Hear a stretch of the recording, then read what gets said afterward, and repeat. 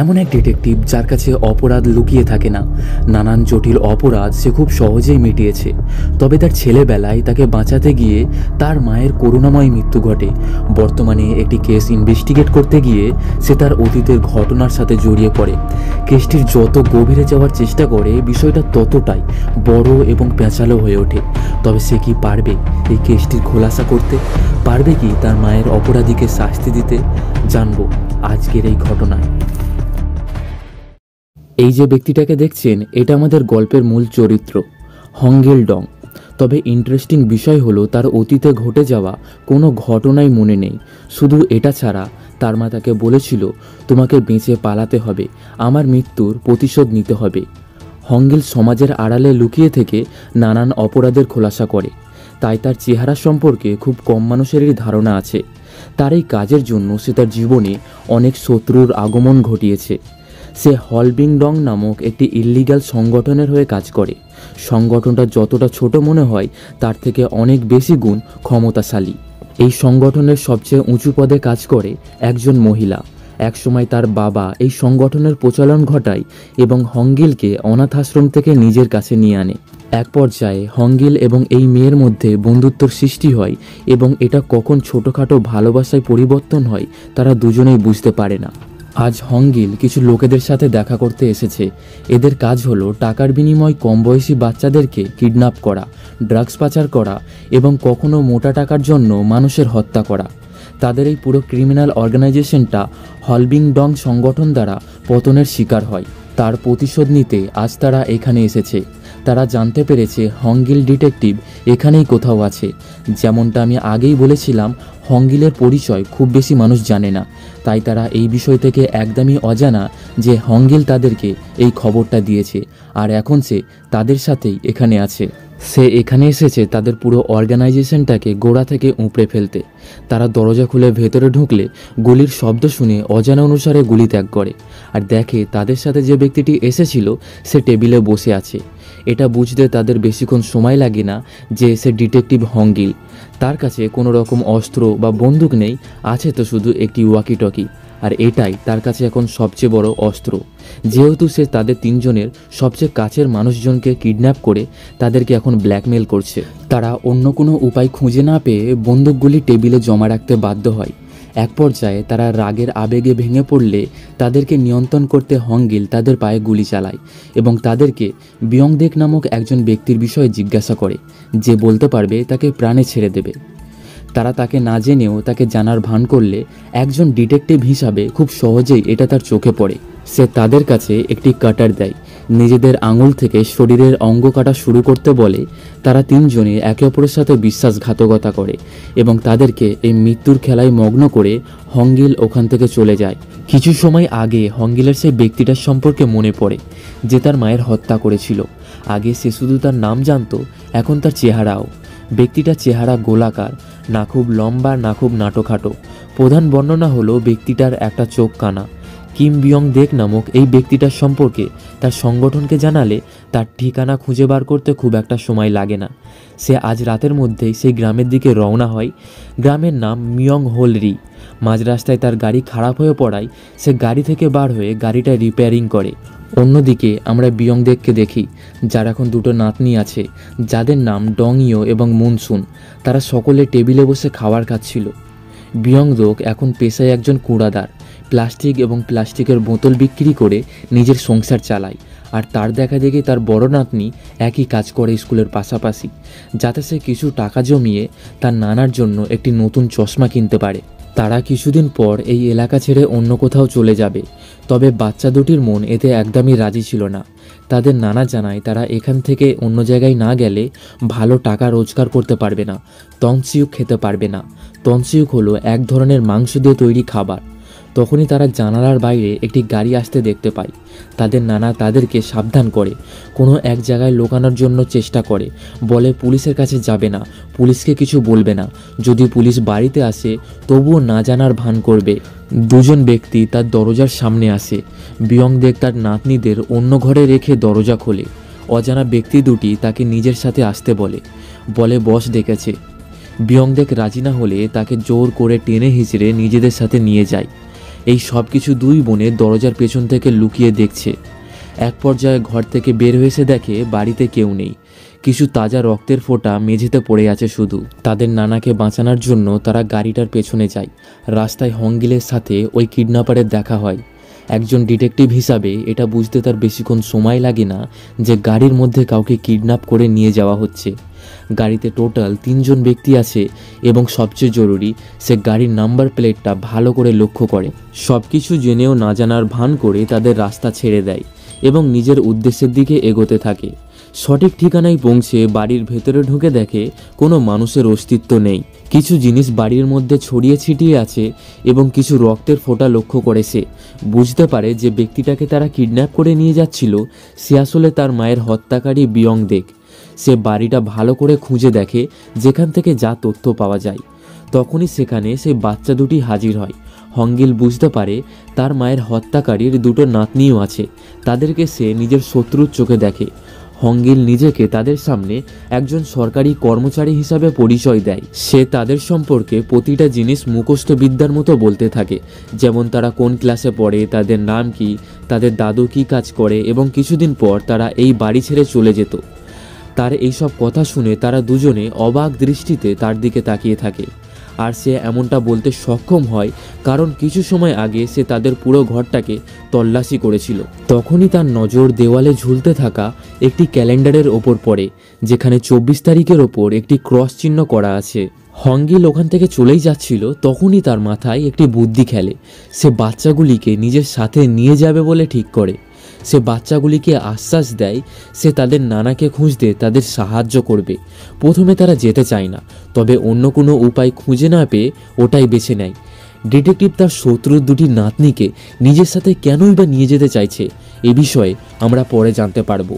এরপর হংগিল তাদেরকে নিয়ে এক পুরানো বন্ধ পড়ে থাকা ফ্যাক্টরিতে যায়, কারণ তার অনুমানে কিডন্যাপাররা সবসময় তাদের ভিকটিমদের নিরিবিলি নিস্তব এলাকায় নিয়ে যেতে পছন্দ করে, আর সবচেয়ে কাছাকাছির মধ্যে এটাই আছে।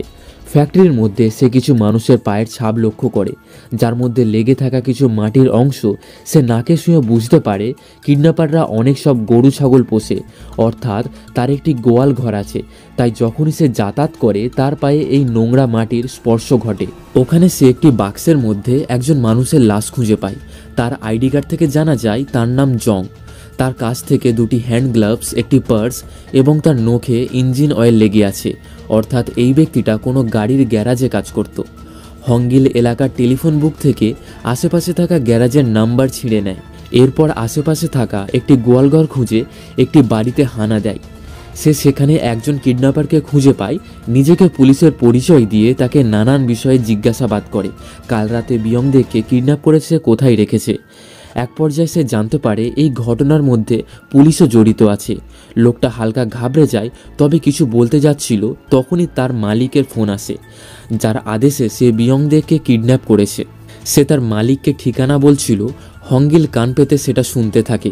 তখনই সেই বাচ্চা দুটি ঘরের মধ্যে প্রবেশ করে এবং হংগিলের সাজানো নাটকটাকে এক মুহূর্তের মধ্যে ভেঙে দেয়। কিডন্যাপার বুঝতে পারে হংগিল কোনো পুলিশ অফিসার নয়। তার সাহস জেগে ওঠে, একটি ছুরি বের করে তাকে বাড়ি থেকে বের করে দেয়। এর কারণে হংগিল বাচ্চা দুটির ওপর অনেক রেগে যায়। পরে কিডন্যাপার তার মালিকের সাথে দেখা করতে গেলে হংগিল তার পিছু নেয়। তবে ফের থেকে এই বাচ্চা দুটির অবহেলায় কিডন্যাপার ও তার মালিক তাদের অস্তিত্বের টের পায়। হঠাৎই গাড়ির মধ্যে গুলি চালানোর শব্দ আসে। জানা যায় মালিক অর্থাৎ প্রধান অপরাধী কিডন্যাপারের হত্যা করেছে।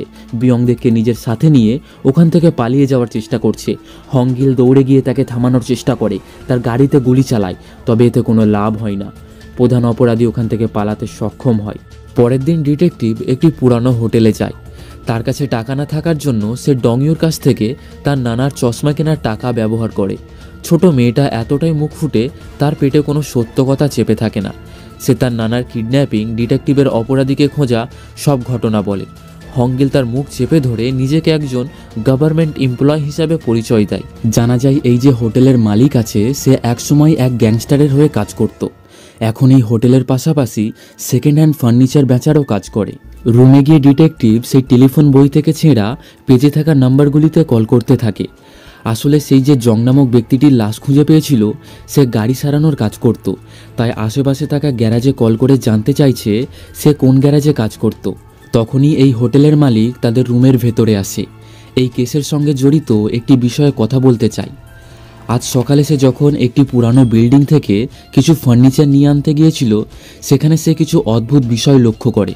হংগিল তার এই কথায় খুব একটা গুরুত্ব দেখায় না এবং একটি কল দ্বারা জানতে পারে জং নামক সেই ব্যক্তিটি কোন গ্যারাজে কাজ করত। ডিটেকটিভের এই পুরো কেসটির বিষয়ে ডংইও নিজের একটি নোটবুকে লিখছে। এরপর তারা সেই গ্যারাজে যায়, যেখানে তারা সেই প্রধান অপরাধীর গাড়িটাও লক্ষ্য করে। নিজেকে পুলিশের পরিচয় দিয়ে ভেতরে গিয়ে গাড়ির মালিকের বিষয়ে জিজ্ঞাসা করে, তার ঠিকানা জানতে চায়। প্রথমে মানা করলেও পরে সে হংগিলের কথার সাথে পেরে ওঠে না। এরপর তারা একটি বিল্ডিংয়ের অ্যাপার্টমেন্টের কাছে যায়, যেখানে কিডন্যাপার অর্থাৎ আসল অপরাধীর অপেক্ষা করছে। যখন কিডন্যাপার ওখানে আসে, ডিটেকটিভ লুকিয়ে তার অ্যাপার্টমেন্টে যায় এবং চুপি স্বরে কিছু ডকুমেন্ট নিজের কাছে রাখে। তখন সেই প্রধান অপরাধী, যার নাম মিয়ং, ওখানে এলে হংগিল তার কাঁধে বন্দুক তাগে নিজেকে পুলিশের পরিচয় দিয়ে নিজের মিথ্যা নাম বলে। বিয়ংদেকে কিডন্যাপের অপরাধে তাকে গ্রেফতার করতে চায়। মিয়ং হংগিলের আসল নাম সহ তার সম্পর্কে আরও কিছু কথা বলে। এইসব কথা শুনে হংগিল অনেকটা অবাক হয়। তাছাড়া অতীতের স্মৃতিশক্তি হারিয়ে ফেলার কারণে কিছু কথা তার মাথার ওপর দিয়ে যাচ্ছিল। তবে এই ব্যক্তিটা তার সম্পর্কে এত কথা জানলো কি করে? হংগিল তার সম্পর্কে জিজ্ঞাসা করলে মিয়ং তার কথার কোনো উত্তর না দিয়ে তার সাথে লড়াইয়ে জড়িয়ে পড়ে। তার ফাইট করার কায়দা দেখে মনে হচ্ছিল সে কোনো সাধারণ মানুষ নয়, সে কোথাও থেকে একরকম স্পেশাল ট্রেনিং নিয়েছে। হংগিল তার কাছে কোনোভাবেই পেরে উঠছিল না। মিয়ং তাকে ছুঁড়ে এক কোণে ফেলে দেয় এবং তার ওপর গুলি ত্যাগ করে, কিন্তু হংগিল কোনোভাবে ওখান থেকে পালাতে সক্ষম হয়। ঘুম ভাঙার আগে সে একটি খারাপ স্বপ্ন দেখে, যেখানে তার মা প্রতিশোধ নিতে বলছে তাকে। সে বিছানা থেকে উঠে মিয়ংয়ের অ্যাপার্টমেন্ট থেকে চুরি করা ডকুমেন্টগুলি দেখে। জানা যায় 21 তারিখে তাদের এক বড় ষড়যন্ত্রের ঘোষণা হয়েছে। আজ 22 তারিখ, বন্দুকসহ কিছু অস্ত্রের পাচার হচ্ছে। 23 তারিখে পুলিশদের নিজের আয়ত্তে আনবে এবং 24 তারিখে 9টার সময় কিছু একটা বড় ঘটতে চলেছে। মিয়ং তার সাথীদের সাথে হোটেলে হানা দেয়। হোটেলের মালিককে তাদের বিষয়ে জিজ্ঞাসা করে, আর আমরা জানতে পারি হংগিল আগে থেকেই হোটেলের মালিককে বলে গেছে তাদের খোঁজে এই হোটেলে কেউ আসবে। সে জানে না তারা কোথায় গেছে, তবে বলে গেছে তারা সন্ধ্যের মধ্যে ফিরে আসবে। হংগিল তার এজেন্সির সংস্থাতে ফোন করে কিছু টাকার নিবেদন জানায়, তবে তার কাছে টাকা না থাকার কারণে ফোনটি কেটে যায়। হংগিলের এই খারাপ স্বপ্নের কারণে সে রাতে ভালো করে ঘুমাতে পারে না, তাই জেগে থাকার জন্য সে কিছু ওষুধের ব্যবহার করে। হংগিল এমন কিছু জায়গা বা পুরানো বিল্ডিংয়ের তল্লাশ করছে যেখানে মানুষের আনাগোনা নেই বললেই চলে, কারণ এমন জায়গাতেই তারা তার নানা অর্থাৎ বিয়ংদেককে খুঁজে পেতে পারে। তখনই হংগিলের মাথায় একটি বুদ্ধি খেলে। তারা ডিস্ট্রিক্ট গভর্নমেন্টের অফিসে যায়। এক এমপ্লয়িকে সার্ভের বাহানা দিয়ে খালি পড়ে থাকা পুরানো বিল্ডিংয়ের বিষয়ে জিজ্ঞাসা করে। সে ম্যাপেতে চিহ্ন করে তাদেরকে এমন একটি জায়গার সম্পর্কে সন্ধান দেয়। তারপর তারা ওই বিল্ডিংয়ের কাছে যায়। হংগিল তাদের নানা অর্থাৎ বিয়ংদেকে মারার জন্য নিজের বন্দুকটা লোড করে। আসলে হংগিল তার মায়ের বদলা নেওয়ার জন্যই বিয়ংদেককে খুঁজছে। এই বিষয় থেকে এই দুটি বাচ্চা একদমই অজানা। এখানে বিয়ংদেককে একটি বিল্ডিংয়ের বেসমেন্টের মধ্যে লুকিয়ে রাখা হয়েছে। মেন গেট বন্ধ থাকার কারণে তারা জানালা থেকে উঁকি মারে, তবে সেখান থেকে তারা বিয়ংদেককে দেখতে পায় না। হংগিল ভাবে তাকে হয়তো অন্য কোথাও রাখা হয়েছে, তাই তারা ওখান থেকে চলে যায়। আমরা দেখতে পাই মিয়ংয়ের কিছু লোক হংগিলকে ধরার জন্য হোটেলের বাইরে পাহারা দিচ্ছে, কিন্তু হংগিল তাদের থেকে 2 কদম এগিয়ে সে তাদের গাড়ির মধ্যেই বসেছিল, তাদেরকে গান পয়েন্টে রেখে নিজের দাপটে আনে। অন্যদিকে মিয়ং কিছু পাচার হয়ে আসা অটোমেটিক বন্দুকের পরীক্ষা করছিল তাদের সেই বড় ষড়যন্ত্রের জন্য। এরপর আমরা হংগিলকে ফের থেকে হোটেলে দেখি, যেখানে সেই হোটেলের মালিকের সাথে তার একজন খুব কাছের মানুষও ছিল। যেখানে হংগিল টিভিতে একজন নেতার ভাষণ শুনছিল। তার হাতে একরকম চিহ্ন লক্ষ্য করেছে, যেমনটা তার নিজের হাতে বিয়ংদেক এবং মিয়ংয়ের হাতে সে দেখেছে। পরের দিন হংগিল এটা ভাবছিল কিডন্যাপাররা কিছু তো একটা পাওয়ার জন্য বা খোঁজার জন্য বিয়ংদেককে কিডন্যাপ করেছে। তার পুরো ঘর তল্লাশ করেছে, তবে এখনও তারা সেটা খুঁজে পায় না, এমনটা হংগিলের বিশ্বাস। কোনো কারণে ডংইওর ব্যাগ চেক করলে তার মধ্যে একটি ফটো অ্যালবাম খুঁজে পায়, যার মধ্যে লুকানো ছিল কিছু ডকুমেন্ট। ডিটেকটিভ হংগিল এগুলিকে টেবিলে সাজিয়ে রেখে পড়ার চেষ্টা করে। জানতে পারে 40 বছর আগে তাদের দেশে ইয়ঙ্গো নামক একটি গুপ্ত অর্গানাইজেশন ছিল এবং বিয়ংদেক ওখানে একজন অ্যাকাউন্ট জার্নাল অর্থাৎ টাকা পয়সার হিসাবপত্র রাখার কাজ করত। এই অর্গানাইজেশনের উদ্দেশ্য ছিল নিজের জাতিকে বাঁচিয়ে রাখা, তবে ক্ষমতার লোভে তাদের পদভঙ্গ হয়, তাদের ক্ষমতা বৃদ্ধি পেতে থাকে। তবে বিশ্বযুদ্ধের কারণে তাদের রাজতন্ত্রের বিনাশ ঘটে। বর্তমান সময়ে এটা একটা কাল্পনিক ঘটনা হিসাবে রয়ে গেছে, তবে কিছু মানুষের বিশ্বাস এমন একটি অর্গানাইজেশন ছিল এবং এখনও এর অস্তিত্ব আছে, তবে প্রমাণের অভাবে এটা মানুষের চোখে ফুটে উঠছে না। অনেক সব পলিটিশিয়ান এবং শক্তিশালী লোকেরা এর সাথে জড়িত। আগামী ইলেকশনে তারা নিজেদেরকে ক্ষমতায় আনতে চায়, নিজেদের মতো করে দেশ চালাতে চায়। বর্তমানে এই সব কিছুর প্রধান নেতা হচ্ছে সেই কিডন্যাপার মিয়ঙ্গো। এর থেকে বোঝা যায় কেন মিয়ঙ্গের লোকেরা বিয়ংদেকে কিডন্যাপ করেছে। তার কাছে এমন কিছু ডকুমেন্ট আছে যার দ্বারা তাদের অর্গানাইজেশনের খোলাসা হতে পারে। এই বিষয়ে হংগিল তাদের সংস্থার নেতাকে জানায়। ডিটেকটিভ এই সব ঘটনাকে একসাথে মিলিয়ে দেখার চেষ্টা করে। আগামীকাল অর্থাৎ 24 তারিখে কিছু একটা বড় ঘটতে চলেছে। অনেক লোকের বাড়ির ক্যালেন্ডারে 24 তারিখে গোল চিহ্ন করা, অর্থাৎ তারা সকলেই বিয়ংদেকের মতো ওই অর্গানাইজেশনের অধীনে বন্দী ছিল।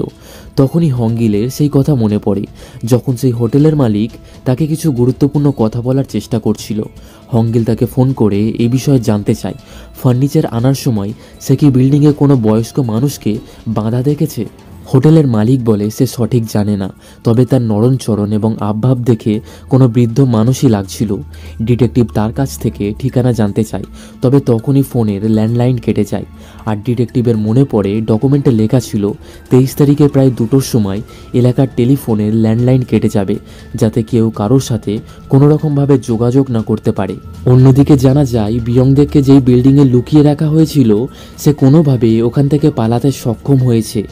হংগিল সেই গাড়ি সারানোর দোকানে যায়, যেখানে মালিকের কাছ থেকে জানতে পারে সে বৃদ্ধ মানুষ বিয়ংদেক তার নাতনিদের খুঁজতে এখানে এসেছিল। হয়তো এখন সে নিজের বাড়িতে ফিরে গেছে। হংগিল এই কথাগুলি বাচ্চা দুটির কাছ থেকে লুকায়। তখনই ওখানে মিয়ংয়ের আগমন ঘটে। হংগিল তাদেরকে নিয়ে একটি রুমের মধ্যে লুকিয়ে যায়। মিয়ং দোকানে মালিকের কাছ থেকে হংগিলের বিষয়ে জিজ্ঞাসা করলে লোকটি না জানার ভান করে। ঘরেতে হংগিলের জানালা খোলার শব্দে মিয়ংয়ের সন্দেহ হয়, তবে দোকানের মালিক ওই শব্দটিকে তার লাঠির শব্দের সাথে মিশিয়ে দেয়। মিয়ংয়ের চলে যাওয়ায় হংগিল বেরিয়ে আসে। বাচ্চা দুটিকে দোকানের মালিকের সাথে সে হোটেলে পাঠিয়ে দেয়। ওই দোকানের পাশে একটি ওয়্যারহাউস ছিল, যার দরজা খোলা দেখে হংগিল ওখানে গেলে আহত অবস্থায় বিয়ংদেককে দেখে। হংগিল নিজের আসল পরিচয় লুকিয়ে একজন ডিটেকটিভ হিসাবে শুধু নিজেকে পরিচয় দেয় এবং সেই অর্গানাইজেশনের বিষয়ে জিজ্ঞাসা করে যেখানে আগে বিয়ংদেক কাজ করত। বিয়ংদেক বলে ইয়ঙ্গো অর্গানাইজেশনের আগমন ঘটে 1900-এর দশকে। তারা গরিব মানুষের ওপর অত্যাচার করত, তাদেরকে দাসী বানিয়ে নিজেদের কাজে ব্যবহার করত। তারা হাজার হাজার মানুষের হত্যা করেছে। মানুষের মধ্যে তাদের এক ভয়ের আতঙ্ক ছিল। নিজেদের পরিচয় বজায় রাখার জন্য তারা দাসীদের হাতে একরকম চিহ্ন তৈরি করেছে। তাদের উদ্দেশ্য ছিল সরকারের ক্ষমতা নিজেদের হাতে আনা, তবে বিশ্বযুদ্ধের কারণে সেটা সফল হতে পারেনি। তবে তারা আবার থেকে সেই চেষ্টাই করছে। 24 তারিখে তারা এলাকার সকল মানুষকে গুলি করে হত্যা করবে। এ বিষয়ে বিয়ংদেক জানতে পারে। একসময় ইয়ঙ্গো অর্গানাইজেশনের অ্যাকাউন্টেন্ট হিসাবে কাজ করায় তার কাছে অনেক সব প্রমাণ আছে যার দ্বারা এই অর্গানাইজেশনের খোলাসা হতে পারে, যার থেকে সে এই অর্গানাইজেশন এবং মিয়ংকে ভয় দেখাতে থাকে, তাদেরকে ব্ল্যাকমেল করতে থাকে। তবে এখন তার কাছে এই প্রমাণও হাতছাড়া। হংগিল তাকে আরও একটি প্রশ্ন জিজ্ঞাসা করে, সেই গোলামির সময়কালে সে কি কারোর হত্যা করেছে? বিয়ংদেক বলে হ্যাঁ। এক রাতে বিয়ংদেক তার মেয়েকে সাথে নিয়ে একজন মহিলার সঙ্গে ওই অর্গানাইজেশনের অধীন থেকে পালানোর চেষ্টা করে, তবে তাতে তারা ব্যর্থ হয়। ওখানকার যে কমান্ডার ছিল সে বিয়ংদেককে দুটি রাস্তা দেয়। এক, যেই মহিলাকে নিয়ে সে ওখান থেকে পালানোর চেষ্টা করেছিল তাকে নিজে হাতে গুলি করা, অথবা কমান্ডারের সাথে নিজের মেয়ের শারীরিক সম্পর্ক করতে দেওয়া। বিয়ংদেক দ্বিতীয় কোনো চিন্তা না করেই বাধ্য হয়ে ওই মহিলার হত্যা করে। আর এই সব কিছু ছেলেবেলায় হংগিল পাঁচিলের পেছন থেকে দেখে। নিজের মাকে মরতে দেখে বিয়ংদেকের হাতে। রাগে ও বদলায় অসহায় অবস্থায় ওই অর্গানাইজেশনের অধীন থেকে পালিয়ে যায়। প্রচণ্ড হারে বৃষ্টিপাত ও বজ্রপাতের কারণে একটি টাওয়ারের কাছে হংগিলের মাথায় একটি বজ্রপাত পড়ে, যার কারণে হংগিল তার ছোটবেলার সব স্মৃতি হারিয়ে ফেলে। তবে বিয়ংদেকের কাছ থেকে সব ঘটনা শোনার পর তার ছেলেবেলার সব কথা মনে পড়ে।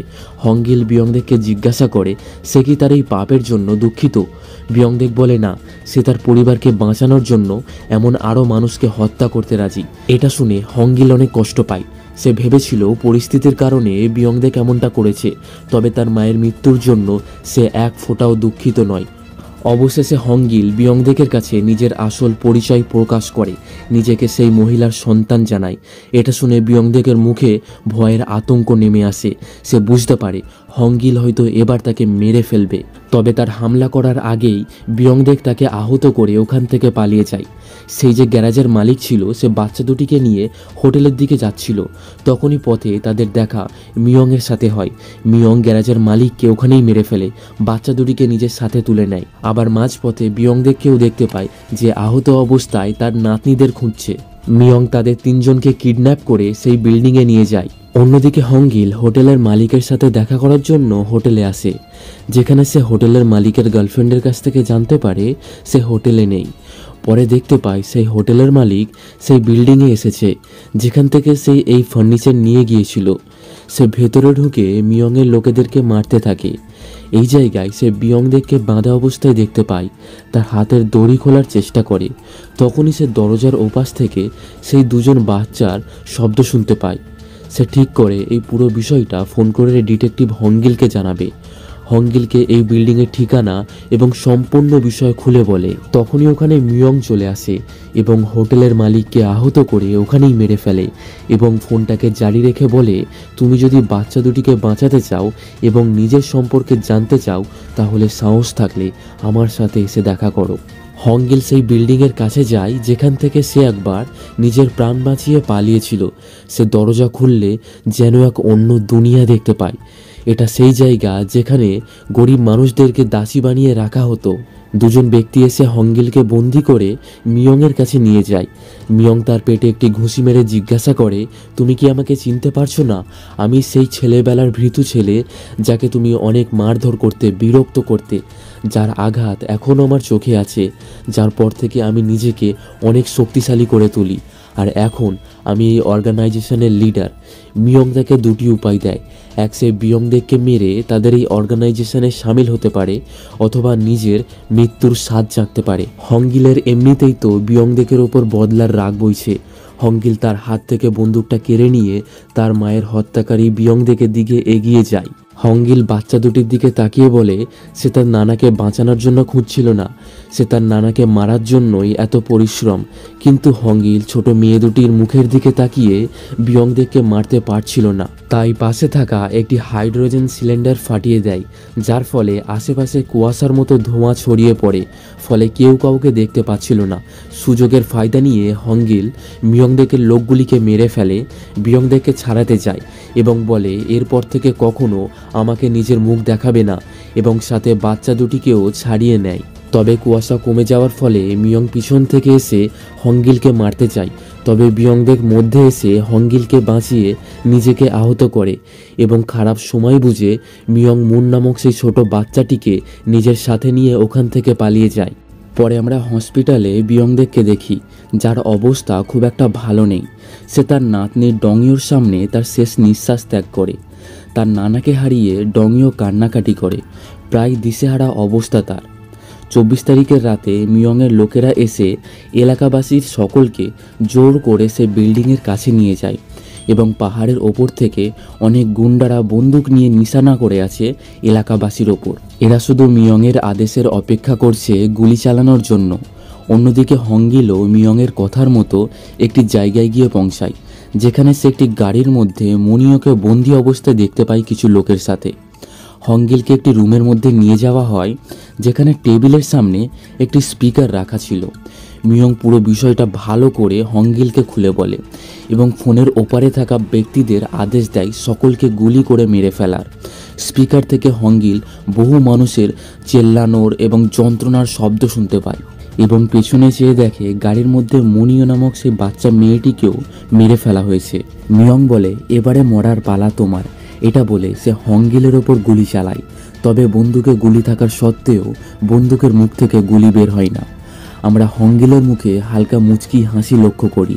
তখনই পেছনে থাকা দেওয়াল গাড়ির দ্বারা উপড়ে ফেলা হয় এবং হংগিলের সেই এজেন্সির লোকেরা আসে, সাথে সেই সুদখোর নেতা ও 3 জন পুলিশকেও নিজের সাথে নিয়ে আনে যারা মিয়ংয়ের হয়ে কাজ করত। ডিটেকটিভ হংগিল পুরো বিষয়টা ভালো করে খুলে বলে যে কোম্পানি মিয়ংয়ের জন্য বন্দুক তৈরি করেছিল সেটা হংগিলের এজেন্সি অনেক আগেই নিজেদের কবজায় নিয়ে নেয় এবং বন্দুকে গুলির বারুদের পরিবর্তে কাঠের ভুসি ভরে দেয়, যার কারণে বন্দুকগুলি চলছিল না। মিয়ং যে বন্দুকগুলি চালিয়ে পরীক্ষা করেছিল সেগুলি ছাড়া বাকি সবগুলি বন্দুকের মধ্যেই কাঠের ভুসি দ্বারা ভর্তি করা ছিল। তখন মিয়ং জিজ্ঞাসা করে, তাহলে সেই চেল্লানোর শব্দগুলি কিসের ছিল? হংগিল বলে, ওগুলো তোমার পাঠানো গুন্ডাদের ছিল।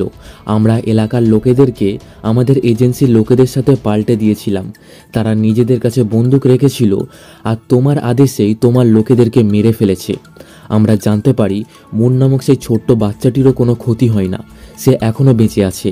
এবং হংগিলের এজেন্সির লিডারের আদেশে এক ভয়ঙ্কর যুদ্ধের সৃষ্টি হয় এবং শেষ পর্যায়ে মিয়ংয়ের সকল লোকেরা মারা যায়। অবশেষে এজেন্সির লিডার ওখানে আসে এবং সেই সুদকর পলিটিশিয়ানদের বলে, এবারের মতো আমি তোমাদেরকে ছেড়ে দিচ্ছি। কখনো যদি এমন ঘটনা আবার ঘটে তখন তাহলে আমি তোমাদের কোনো ঠিকানা রাখবো না।